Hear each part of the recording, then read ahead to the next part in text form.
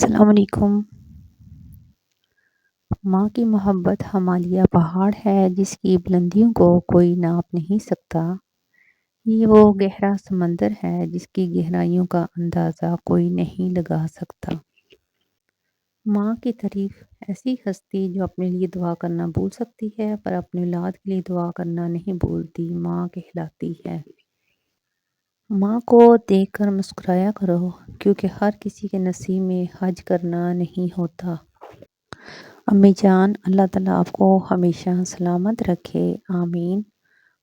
دعا ہے جن کی ماں یا باپ دنیا سے چلے گئے، اللہ تعالیٰ نے جنت الفردوس میں اعلیٰ مقام عطا فرمائے، آمین ثم آمین۔ مجھے میری ماں نے سکھایا ہے کہ تمہارا دل کسی نے کتنا بھی خفا ہو جائے، کسی سے کتنا بھی خفا ہو جائے، تم خاموش ہو جانا لیکن بے ادبی نہ کرنا۔ پھر یوں ہوا کہ ماں نے مجھے چوم کر کہا، قسمت خدا کے ہاتھ میں ہے، تو غم زدہ نہ ہوا کر۔ لڑکی کی پہلی سہیلی اس کی ماں ہوتی ہے۔ ماں سے محبت کرو کیونکہ ماں کی پریشانی دیکھ کر اللہ نے صفا مروہ کو حج کا رکن قرار دیا۔ باقی سارے رشتے جھوٹے، سچی تیری پریت مائیں۔ ہماری ماں جیسا خیال تو کوئی بھی نہیں رکھ سکتا ہمارا۔ یہ جو مائیں ہوتی ہیں نا، یہ زندگی ہوتی ہیں۔ اللہ پاک کسی بھی بیٹی کے سر سے اس کی ماں باپ کا سایہ نہ چھینے، آمین۔ والدین تمہارے جنت بھی ہیں اگر ان کے ساتھ نیک سلوک کرو، اور دوزخ بھی ہیں اگر ان کی نافرمانی کرو، ابن ماجہ۔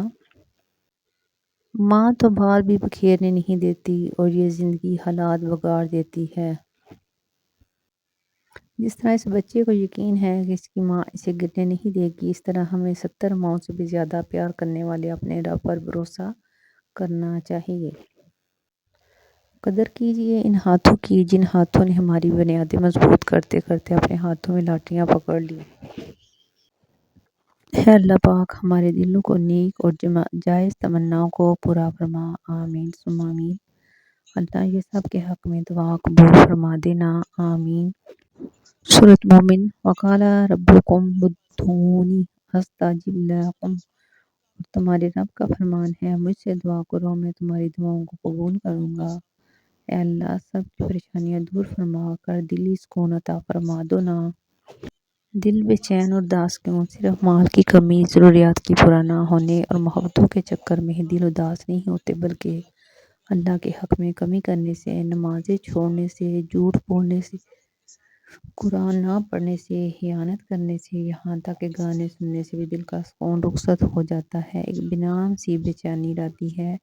اس بے چینی کی جڑ ہی اللہ تعالیٰ سے دوری ہے اور اللہ کو یاد نہ کرنا۔